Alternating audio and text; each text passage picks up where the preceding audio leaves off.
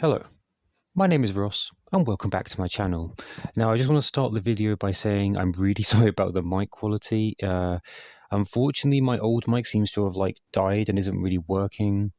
I tried using my Xbox controller to record and it just sounded like ASMR, so I'm using my phone to record this. But let's just get into the video.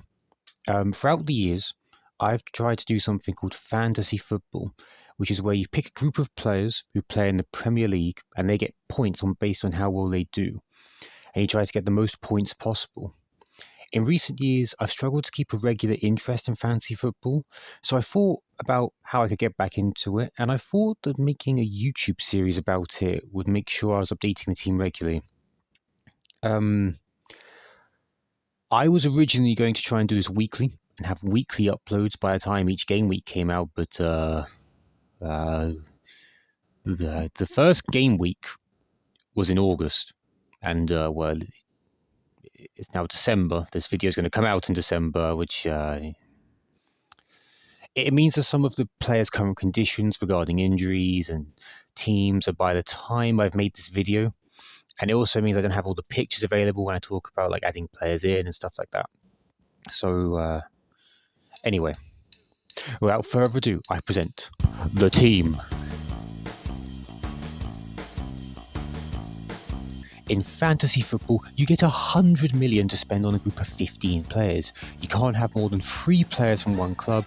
Apart from that, you can go wild and sign who you want. I picked a squad of these players. Goalkeepers: Jordan Pickford and Martin Dubravka.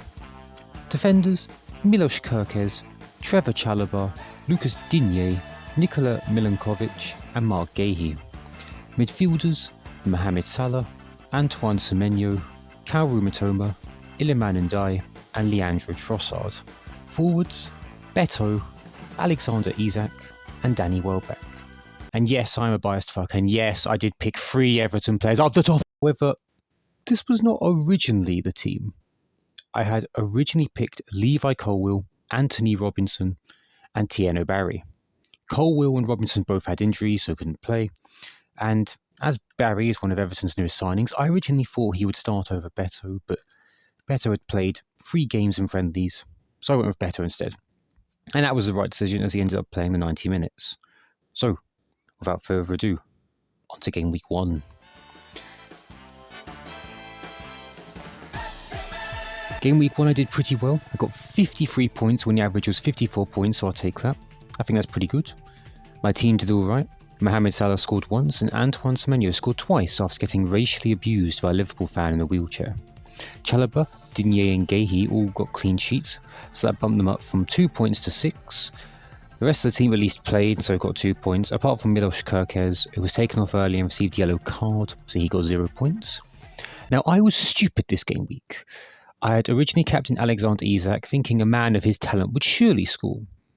However, I had somehow completely forgotten the Isak transfer saga.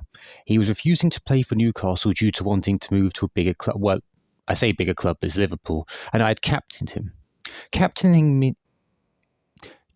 him means he can get double points, but because he wasn't playing, he got 0. Now, not to worry, because fantasy football is kind to me.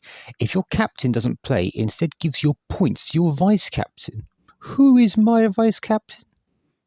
Jordan Pickford, who got 2. To double to 4. Okay. I think I just didn't pick my vice-captain, and the game picked the keeper for me as they are the first player on the team sheet.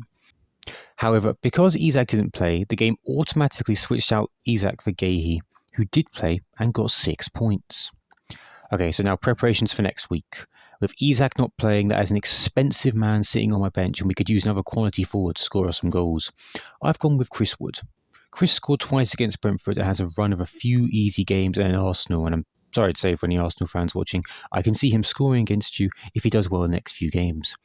I've put in Gahey for Kerkez because I don't think Kerkez do well against Newcastle. I've captained Semenyo because surely he'll do well against Wolves. Right? Let's see what happens in game week 2.